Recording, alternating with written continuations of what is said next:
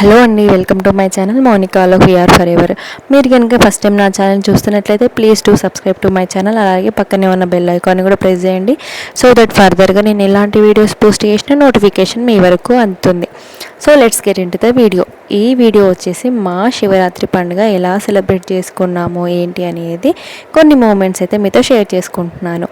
అయితే ఏ పూజలున్నా పండుగలున్న పొద్దున్నే లేవడం అందరికీ అలవాటే. బట్ పిల్లలతో, ఎస్పెషల్ చిన్నపిల్లలతో ఏ టైంకి లేస్తామో ఎప్పుడు పడుకుంటామో అస్సలు మన చేతుల్లో ఉండదు.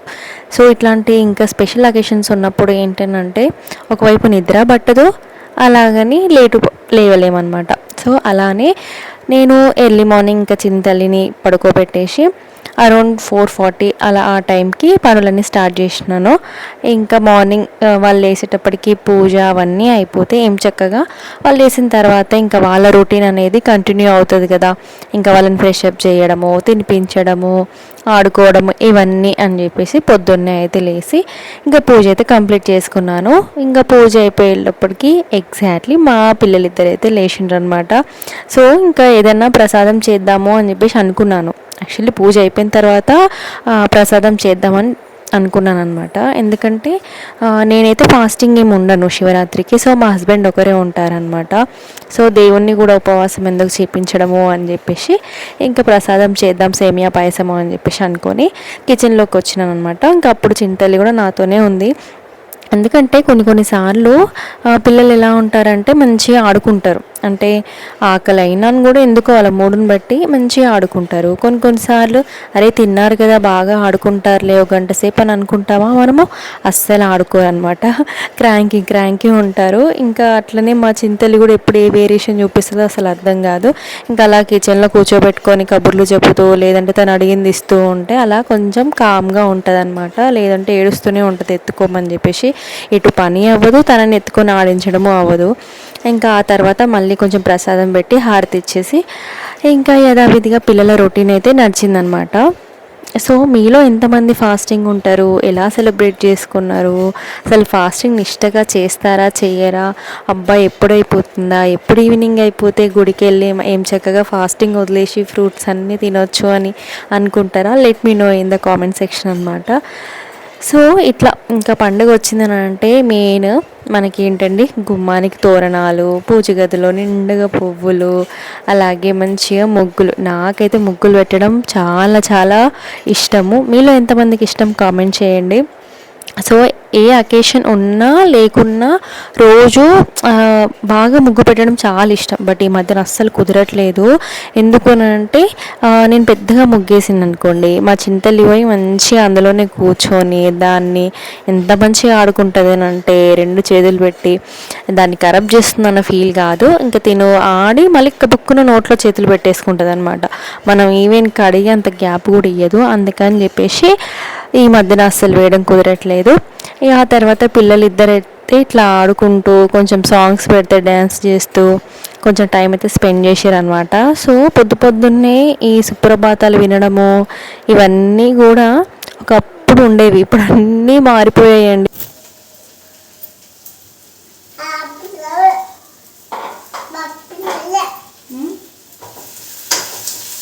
ఏం కావాలి?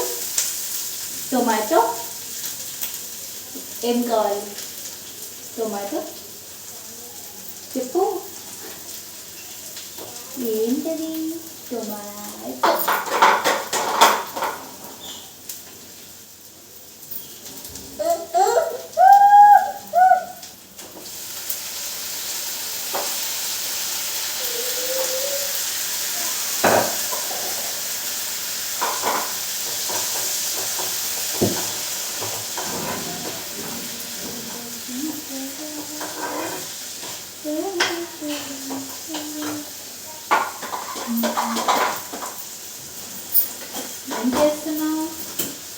ఏం చేస్తున్నావు?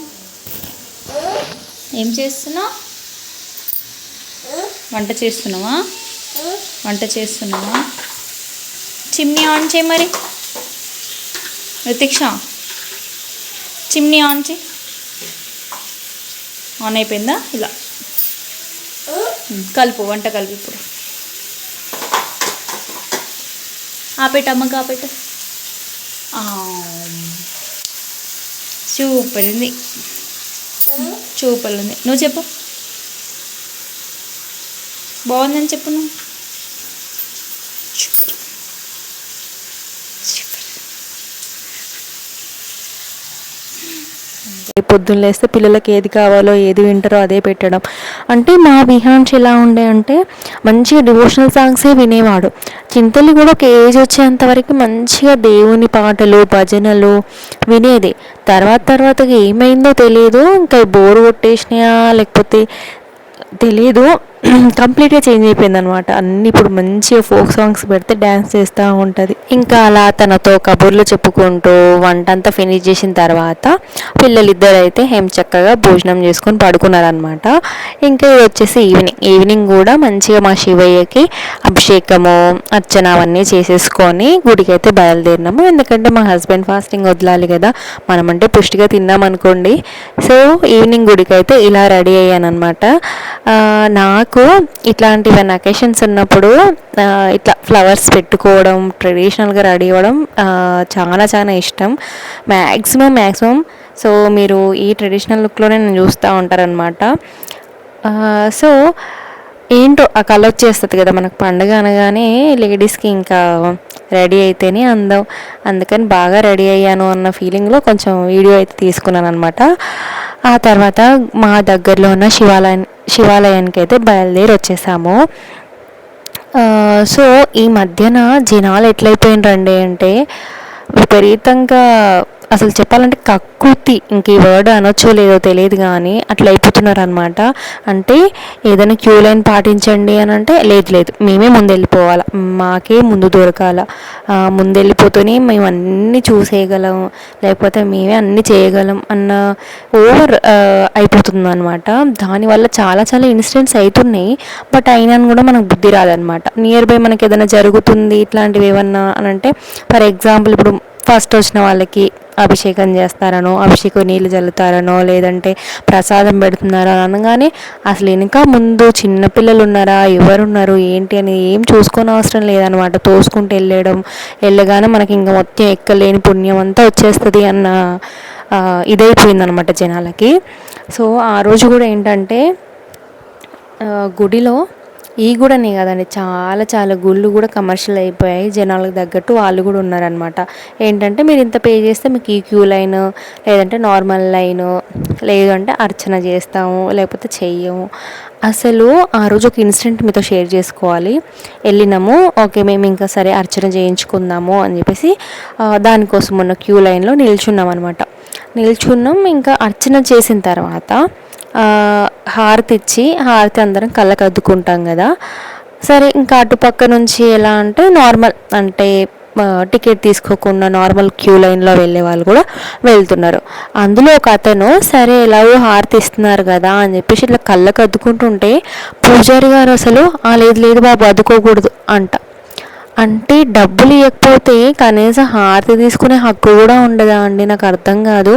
అట్లా అయిపోయారనమాట. సో మనకు తగ్గట్టు వాళ్ళకి తగ్గట్టు మనం ఎక్కడికి వెళ్ళినా, ఎస్పెషల్లీ ఇట్లాంటి గుళ్ళకి వెళ్ళినప్పుడు మనం ఎంత పీస్ఫుల్గా ఉంటున్నామో, హ్యాపీగా ఉంటున్నామో, సో దేవుని చింతనలో ఎంత ఉంటున్నామో ఏంటి అనేది ఆలోచించడం మెయిన్ నన్ను అడిగితే. ఇవన్నీ తర్వాత అండి. ఇంకా అట్లా ప్రతి ఒక్కరు ఉండగలిగితే అసలు తొక్కిసలాటలు లేకపోతే ఏమంటారు అన్నీ లేనిపోని ఆచారాలు సాంప్రదాయాలు కొత్తవి అయితే అస్సలు పుట్టుకురావు. So coming to the vlog, ఇంకా ఆ రోజైతే ఇట్లా అర్చన చేయించుకునే వాళ్ళ క్యూ లైన్ చాలా సపరేట్ ఉండే అనమాట. అట్లా వెళ్ళి అర్చన అంతా చేయించుకొని దర్శనం చేసుకున్న తర్వాత ఇంకొక దగ్గర కూర్చున్నాం అనమాట. ఇక్కడ మా చిన్నతల్లితో ఇంకా ఫుల్ టైం పాస్. ఎక్కడికి వెళ్ళినా తనని పట్టుకోవడం కష్టమైపోతుంది ఈ మధ్యన. మెయిన్ ఏంటంటే ఇంకా నడకొచ్చేసిందా గబగబా వెళ్ళిపోతూ ఉంటుంది అనమాట. ఇట్లాంటి ఇంకా రష్ ఉన్న ప్లేస్లలో చాలా జాగ్రత్తగా ఉండాలి. ఎందుకంటే సరే వెళ్తుంది కదా అని మనం ఇట్లా కండ్రెప్పి కొట్టేలోపు ఏ గుంపులు ఎక్కడ కలిసిపోతారో తెలియదు పిల్లలు. అందులో ఇట్లాంటి నాటు పిల్లలు ఉంటే చాలా కేర్ఫుల్గా ఉండాలి. సో అట్లా కాసేపు కూర్చొని కొన్ని ఫొటోస్ అలాగే చింతలు క్యూట్ మూమెంట్స్ అన్నీ కూడా క్యాప్చర్ చేసుకొని అలాగా మా ఆయన ప్రశాంతంగా ఫాస్టింగ్ వదిలేసిన తర్వాత మళ్ళీ ఇంటికైతే బయలుదేరినాం అనమాట. ఎక్కువసేపు లేము, ఎందుకంటే మా వారికి లాగిన్ ఉండే. సో అక్కడ ఆల్రెడీ అంటే 1 అవర్ టైం పట్టింది దర్శనం చేసుకొని అవన్నీ చేసేటప్పటికి. ఇంకాసేపు ఉంటే బాగుండేదని అనిపించింది, బట్ కొన్నిసార్లు కుదరదు. అలా ఇంకా అవన్నీ చేస్తూ టైం స్పెండ్ చేస్తూ, సో మేము రిటర్న్ అయ్యే టైంకి ఏంటంటే అక్కడ కళ్యాణం జరుగుతుంది అనమాట.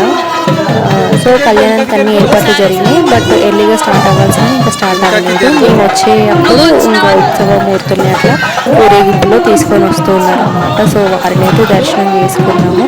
అక్కడికి అదృష్టం ప్రాప్తం అనుకొని ఇంకా ఆ తర్వాత ఇంటికైతే బయలుదేరాం అనమాట.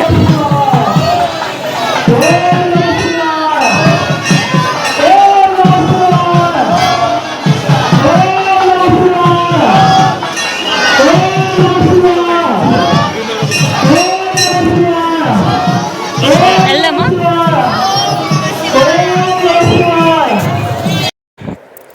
సో ఇంటికి వచ్చిన తర్వాత ఏంటంటే ఇంకా మా చిన్ని తల్లితో ఎంత టైం స్పెండ్ చేసినా తక్కువే, దాన్ని ఎన్ని వీడియోస్ చూసినా తీసినా తక్కువే. నాకైతే ఇంకా పిచ్చి అనమాట. అందుకే ఇలా రాగానే అది ఏమేమి చేస్తుంది ఏంటి అని అన్నీ క్యాప్చర్ చేస్తూ ఉన్నాను. సో రాగానే అక్కడ దీపం చూసి జేజా అని చెప్పేసి దండం పెట్టుకుంటుంది అనమాట. సో మనం చూస్తూ ఉన్నాం, తనని అబ్జర్వ్ చేస్తున్నామని తనకు అర్థమైంది కాబట్టి కొంచెం ఆ ముగ్గుని ముట్టాలా వద్దా, సర్లే వెళ్ళిపోదాం లేదంటే మళ్ళీ వచ్చి ఆడుకుందాం అన్నట్టుగా కొంచెం వెనుక ముందు ఆడుతూ ఉంది. లేదంటే గబుక్కున చేతులు పెట్టేసి ఏం చక్కగా ఆడుకుంటుండే. ఇక్కడ మా బిహాన్స్ అయితే ఇంకా ఫుల్ సతాయిస్తాడు దాన్ని. పాపం దాన్ని ప్రేమ చేయాలని వాడేమో చాలా చూస్తాడు, దానికేమో కొన్నిసార్లు దాని మూడుని బట్టి ఇరిటేట్ అవుతూ ఉంటుంది.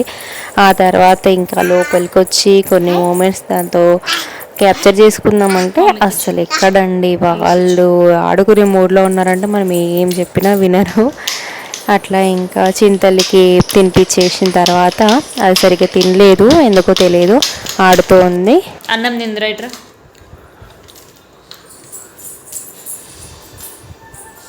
తిను మరి.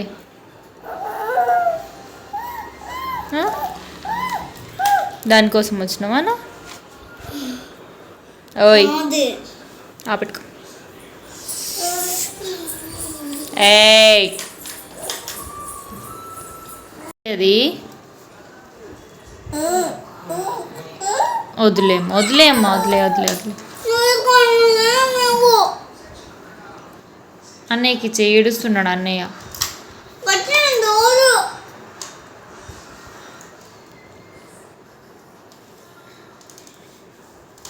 రుతిక్ష అన్నయ్యకి అమ్మా ఇయ్యదంటలే, వదిలేమ్మా, వదిలే వదిలే వదిలేం బంగారు, మనం వేరే ఆడుకుందాం. అమ్మ వద్దులే.